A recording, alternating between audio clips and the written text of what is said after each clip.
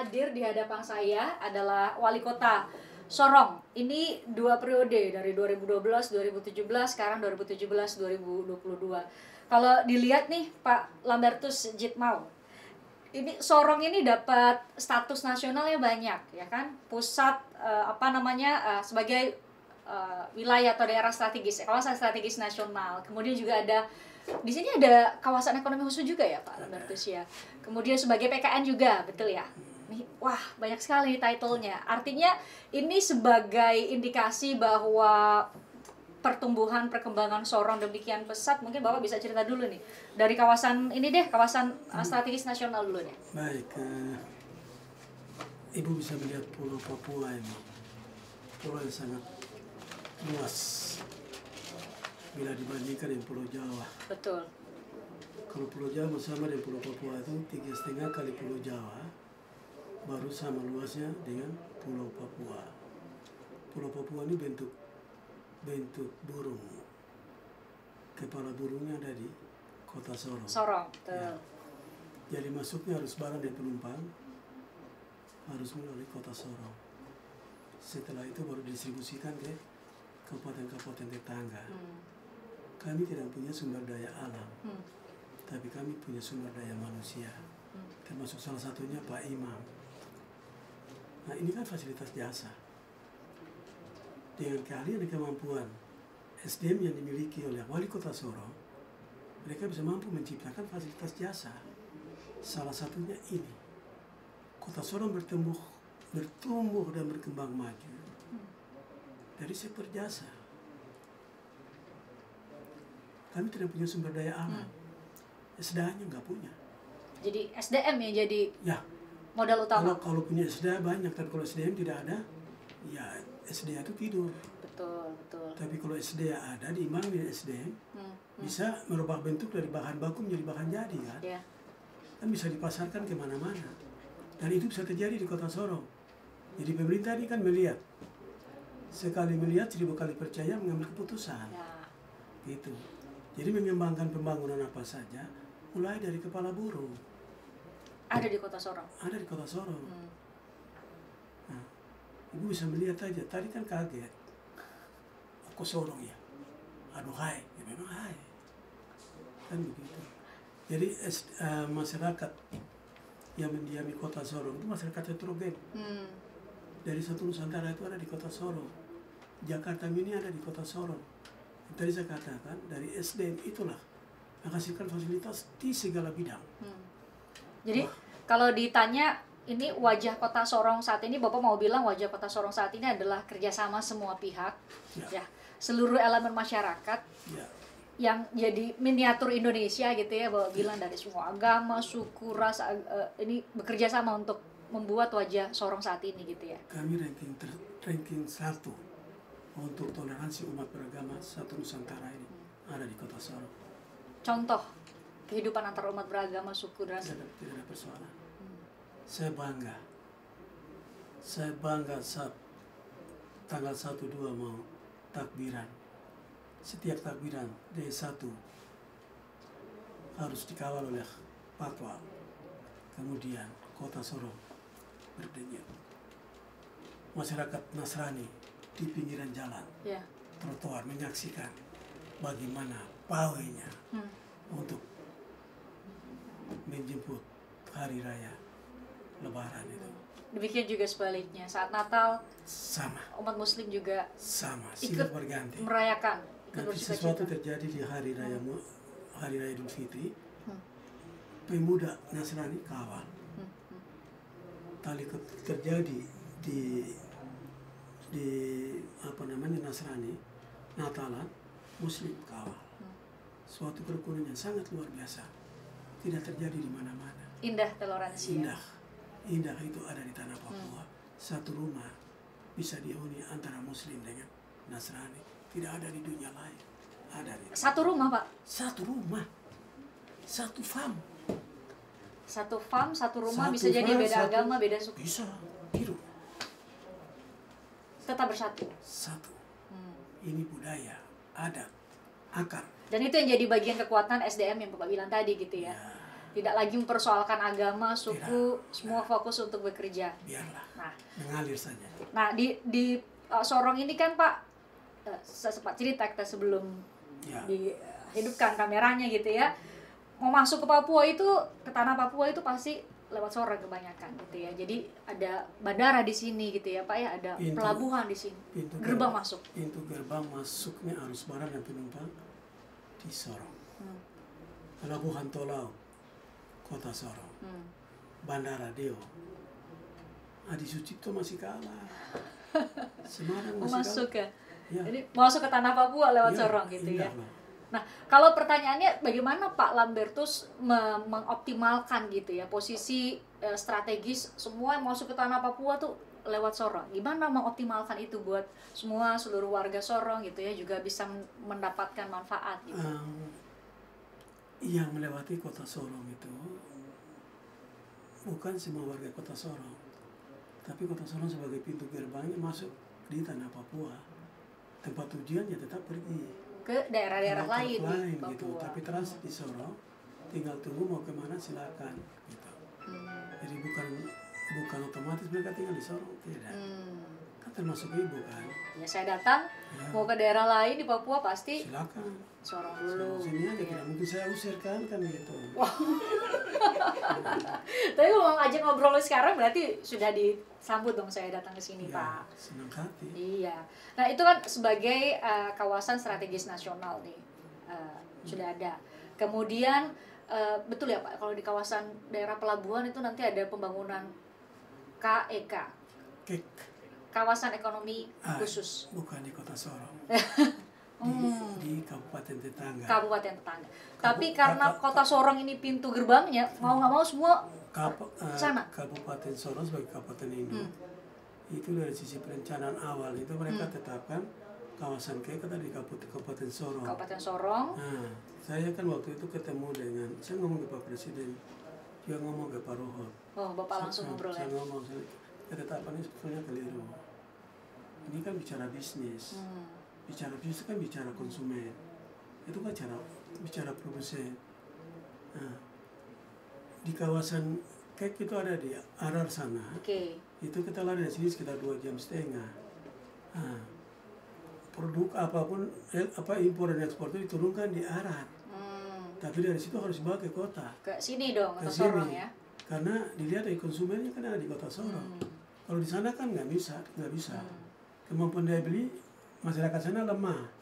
Tapi kalau di Kota Sorong kemampuan daya beli kuat gitu. Oh, daya beli masyarakat di sini kuat ya? Kuat. Karena bisnisnya kan gitu. Ya. Kan kan ada produk, Ya. ada tempat pemasaran, kan ada konsumen. Ini harus berimbang ini. Ya. Kalau masih di sana produknya bagus, pemasaran tidak bagus, bagaimana? Ini- Pemasaran produk bagus, pemasaran bagus, tapi kemampuan daya beli lemah, bagaimana perusahaan mau mencapai profit? Kan nggak boleh. Iya. Ini berarti pesan buat para investor dong masuknya ke Kota Sorong. Bapak bilang tadi Kota Sorong itu marketnya, pasarnya besar ya Pak. Tadi saya sudah sampaikan pada Ibu, sekali melihat dua kali percaya. Jadi orang bisnismen, investor, mereka tidak sembarang untuk menetapkan suatu daerah sebagai daerah bisnis. Ada studi kelayakan dulu. Mereka melihat dari kacamata bisnis, layak nggak? Itu kalau layak, ya udah mereka mengambil keputusan, mereka melakukan bisnis di wilayah tersebut seperti Kota Sorong. Sekarang jadi rebutan antara Indomart dengan Alfamart. Ya, itu brand besar itu. Coba lihat, Alfamart itu sudah 42 loh. Di sini Pak. Iya, kota kecil tapi Alfamart sudah 42. Jadi mungkin setiap kali jalan berapa meter ada gitu ya Pak ya. Kan nggak apa-apa, karena konsumen kan bagus gitu. Jadi kalau misalnya ada nih pesan buat para investor, kenapa harus saya investasi di Kota Sorong? Tadi kan kuncinya hanya satu loh. Ini kan ada pemasaran. Konsumen kan ada di sini, tapi tidak menutup kemungkinan konsumen ada di daerah kabupaten tetangga. Ya. Nah, mereka pasti akan butuh. Dan mereka datang untuk beli produk yang ada di sini. Oke. Bisnis kan begitu. Ada pasar. Kan ada manajemen pemasaran kan begitu toh. Oke. Kan ada produk dulu. Ada produk, ada gudang, kemudian ada daerah pemasaran. Setelah itu harus diimbangi dengan para konsumen atau pembeli. Daya beli masyarakat. Iya kan, kuncinya hanya itu. Kalau itu tidak ada. Dan semuanya ada di Kota Sorong. Di Surabaya Kota Sorong. Jakarta, Surabaya, Makassar, Sorong. Papuanya kan ada di Sorong. Kalau Sorong tuh apa namanya, di ujung Jakarta sana, apa ujung barat sana? Tanjung Priok. Batam. Oh, yang di ini yang perbatasan dengan Batamnya Indonesia adalah kota Sorong. Batamnya Indonesia Timur Ada di kota Sorong. ada di kota Sorong. Nah, Singapurnya Indonesia ada di Papuanya ada di kota Sorong. Karena kami tidak punya sumber daya alam. Jadi sumber daya manusia jadi kekuatan. Singapura. Jadi ibu tidak keliru kalau melakukan investasi di sini. Hebat. Ini pesannya ke para investor, Pak. Kepada para investor gitu ya. Kan Pak, ibu ini kan begini. ya. Kita ada produk. Ya. Kemudian ada daerah pemasaran. Sales kan harus ada. Betul. Sales ya, ibu. Pak, salesnya di sekarang di Positif Podcast, Pak. Iya. Jadi diharapkan ditonton sama banyak itu kan orang. produknya. Betul. Dan hasil akhirnya adalah profit. Ya kan? Sama-sama demi sebesar-besarnya untuk kepentingan kalau ibu saya kan Sorong. Ibu nyamun ya, saya kan ibu orang bisnis, saya mana ada ekonomi. Saya menempatkan diri sebagai orang yang melihat Sorong berkembang luar biasa, Pak. Bapak 10 tahun memimpin Sorong. Ya. Bapak mungkin bisa sampaikan apa saja yang sudah Bapak buat gitu ya selama 10 tahun ini yang membuat saya yang baru datang melihat Sorong dengan wajah yang sekarang. Ibu melihat kota ini kan berdenyut. Ya. Kota ini maju. Kan tidak akan jatuh dari langit. Ada usaha ya. Ada kan upaya. Pemimpin kan punya manajemen, punya keputusan. Akhirnya membangun infrastruktur dasar. Pemerintah kan di segala bidang. Akhirnya suatu daerah itu maju. Utamanya adalah infrastruktur perhubungan. Perhubungan udara, bandara. Perhubungan laut, pelabuhan. Dan pelabuhan raya dan pelabuhan umum, PLN. Ini kan luar biasa. Ya, bongkar muat arus barang dan penumpang itu non-stop. Jadi pembangunan infrastruktur yang lain sebagai pusat pelayanan pemerintahan, kantor pemerintahan, kantor wali kota, kantor dinas otonom, kantor-kantor kecamatan kalau di Jawa, kantor kelurahan, kemudian puskesmas di semua distrik, semua dibangun lantai 2 dengan rumah sakit pemerintah ada 2, rumah sakit swasta ada 7. Di Kota Sorong? Kota Sorong, saya punya dokter aja 61. Dokter 61, dokter spesialis 19. Ibu sakit ke dokter, ada di situ. Ada di Kota Sorong? Iya. Gak perlu jauh-jauh harus ke rumah sakit di luar daerah gitu ya? Tinggal tunggu Siloam aja mau. Mau masuk? Bukan masuk, sudah masuk. Sudah masuk. Tinggal membenahi manajemen aja. Wah, Pak, ini berarti kan kepercayaan dari tadi brand-brand besar gitu ya. Saya nggak harus ulang gitu ya. Tadi 2 brand besar, supermarket, minimarket gitu masuk, terus nanti ada rumah sakit. Artinya kan investor ini percaya datang ke Sorong. Kembali ke apa tadi saya ngomong tuh, ada produk. Ya kan? Ada produk, ada gudang sebagai tempat penyimpanan, ada daerah pemasaran, pasar, ya kan? Dan ada sales. Sales untuk melakukan hubungan antara pembeli dan penjual. Berarti pembeli kan pasti akan datang. Peminat itu datang, melakukan transaksi jual beli. Habis tuh. Pak, kalau ditanya ke Pak Albertus, kan tadi kekuatannya sumber daya manusia nih. Berarti program-program pemberdayaan buat sumber daya manusia di Kota Sorong itu bagaimana, Pak? Kota ini saya punya analisa, saya harus menyiapkan fasilitas infrastruktur dasar pemerintahan.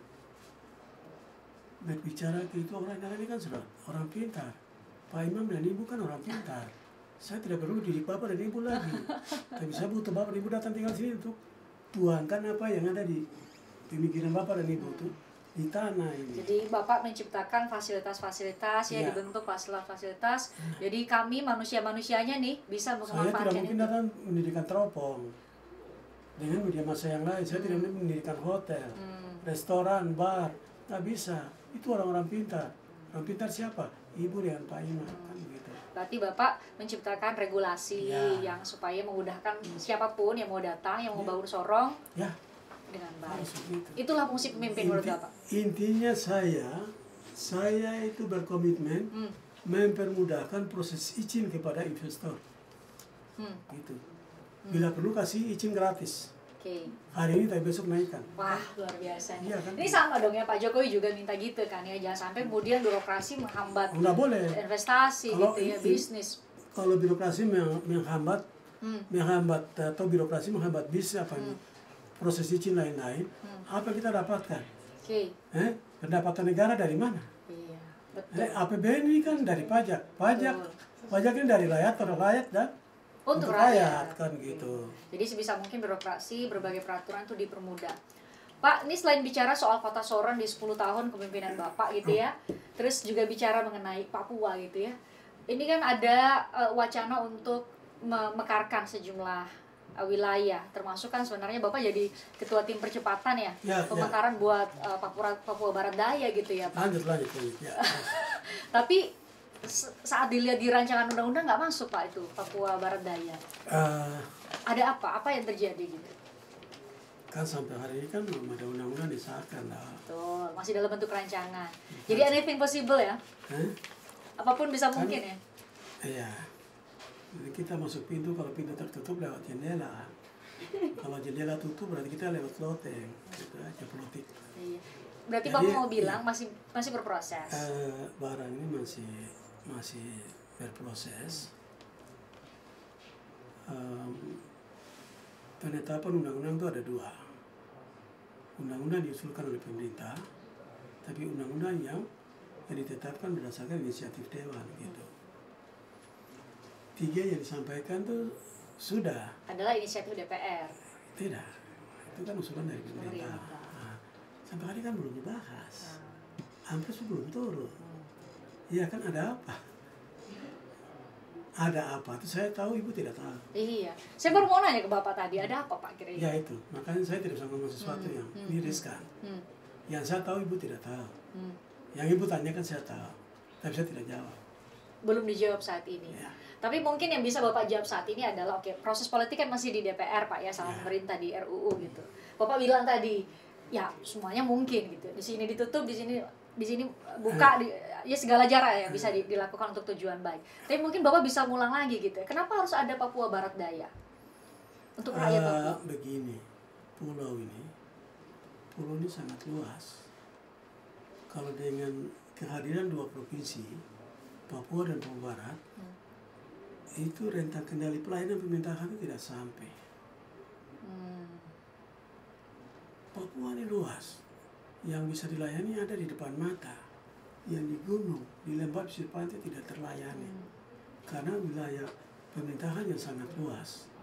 Supaya untuk memperpendek rentang kendali pelayanan, daerahnya harus dimekarkan baik daerah besar, daerah otonom besar maupun daerah otonom kecil. Daerah otonom besar itu adalah provinsi. Nah, kemudian dari provinsi itu memekarkan daerah otonom kabupaten kota. Berarti itu sudah membagi SKAT. SKAT itu terbagi wilayah-wilayah pelayanan. Itu wilayah semakin kecil, pelayanan bisa menyentuh masyarakat, kesejahteraan yang tercantum dalam Undang-Undang Dasar 1945 itu terwujud. Tapi kalau hanya dengan 2 provinsi, kami orang Papua masih seperti yang dulu. Kayak bonsai, nggak bisa. Jadi kalau contoh konkretnya adalah orang mau ngurus KTP, kalau pemerintah pusatnya jauh, gimana bisa? Mau ngasih jaminan sosial belum tentunya. Coba Ibu bayangkan, luasnya Pulau Jawa sama dengan tanah Papua itu 3,5 kali Pulau Jawa sama dengan Papua. Sedangkan di Jawa itu ada 2 daerah istimewa, kemudian ada 6 daerah provinsi, tambah berapa kota, tambah berapa kabupaten, lebih dari 100. Semua mendapat APBN. APBN semua dikumpul untuk bangun pulau kecil, apa nggak maju? Jawa maju di bawah. Sekarang tidak ada tempat mereka bangun di atas, saudara. Tidak boleh. Itu yang membuat orang Papua cemburu. Dan makanya menurut Bapak, salah satu jalan untuk bisa mendekatkan pelayanan kepada rakyat Papua adalah dengan pemekaran. Pemerintah tidak boleh beralasan bahwa kemampuan APBN. Silakan dulu berlaku daerah lain. Kami Papua jangan. Karena? Kami kaya. Di atas perut bumi kami kaya dan dalam perut bumi kami kaya. Freeport saja 1 kontainer untuk kami di Papua sejahtera. Kau takut dengan itu? Mekarkan. Yang tadi pertimbangan APBN itu untuk daerah lain, Papua jangan. Dari kepala burung sampai di ekor burung? Ya. Semua kaya? Semua kaya. Sumber daya alam, sumber daya manusia? Kami kaya raya, kami sumber daya manusia belum. Tapi dengan kami sumber daya alam bisa membuat kami hebat. Oke. Proses politik masih jalan. Bapak sendiri yang bilang gitu ya, nggak masuk sih di rancangan undang-undang, tapi mungkin proses politik berjalan kita ikuti, kita ya. bergumul saja, kita berdoa saja, ya perjuangan tetap jalan. Okay. Kalau tidak jadi pun tetap jalan. Tapi kalau jadi, alhamdulillah, puji Tuhan. Kan gitu. Tapi yang lebih-lebih saya tidak ngomong ke ibu. Ya. Nanti ibu pulang lihat batas waktu tanggal 30 Mei besok. Yang paling terakhir lagi penetapan undang-undang. Ya, karena masih dalam bentuk rancangan ya, sekarang. Itu rancangan. Okay. Penetapan undang-undang pemekaran itu dibahas tanggal 13 sampai tanggal 17-18 Juni. Di situ kalau lihat Papua Barat Daya tidak ada, itulah Tuhan. Bapak sudah usaha. Tapi kalau Tuhan sudah tetapkan, Tuhan bertanggung jawab untuk kawal. Termasuk soal kesejahteraan, perkembangan dari Provinsi Papua Barat Daya. Masyarakat Papua merindukan itu. Pak. Kalau Papua dapat 3, kami tidak dapat, berarti Provinsi Papua Barat anak tiri di mata Presiden. Kami tidak boleh anak tiri. Kami juga anak emas di tanah Papua ini. Sebelah dapat 3 kami tidak tuntut. Kami hanya 1, Papua Barat Daya. Kami segala-galanya. Di tempat-tempat yang dimekarkan itu belum ada sepeda terapi yang 2 sepeda, ini nggak ada, tapi bisa dimekarkan. Kota Sorong yang kereta mau jalan belum bisa dimekarkan, bagaimana? Nggak bisa. Saya tetap akan berbicara di Senayan, Presiden sekalipun. Pintu tutup, jendela saya masuk. Itu komitmen dari Pak Lambertus. Ya. Pak, terakhir, ini karena episode perdana dari Positif Podcast, Bapak sudah dengar bahwa ini adalah salah satu upaya dari teropongnews.com gitu ya, untuk menyesuaikan sama kondisi saat ini, Pak. Karena anak-anak milenial, Gen Z itu sukanya denger Bapak nih dengan audio visual gini. Dan kami ini, saya ini kan sudah usia 60. Wah. Saya sudah jadi wali kota 2 periode. Fasilitas saya sudah siapkan. Anak-anak milenial ini kan semakin berkembang. Di kehadiran provinsi biarlah mereka hidup membangun Nusantara ini. Biarlah Papua sejahtera, negara hebat. Papua sejahtera di Jawa. Kalau kami tidak sejahtera, dunia tidak akui. Jadi tidak boleh ada kesenjangan sosial dan ekonomi. Itu yang membuat gejolak di Papua. Mudah-mudahan Pak, dengan adanya Positif Podcast ini bisa ikut berkontribusi untuk mengabarkan kabar-kabar baik gitu ya. Cita-cita, niat baik, pembangunan sudah dilakukan tanpa dipublikasikan percuma. Harus dipublikasikan. Siapa dia? Laki-laki yang akan dipublikasikan itu. Salah satunya melalui Positif Podcast dan berbagai medium lain yang dimiliki sama teropongnews.com. Pak, Positif Podcast tagline-nya adalah berkata yang benar. Jadi saya berharap di akhir video ini, di akhir wawancara kita ini, nanti saya bilang Positif Podcast, kita sama-sama lihat ke layar, Bapak bilang berkata yang benar. Oke? Berkata yang benar ya. Berkata yang benar. Oke. 1, 2, 3. Positif Podcast, berkata yang benar. Terima kasih.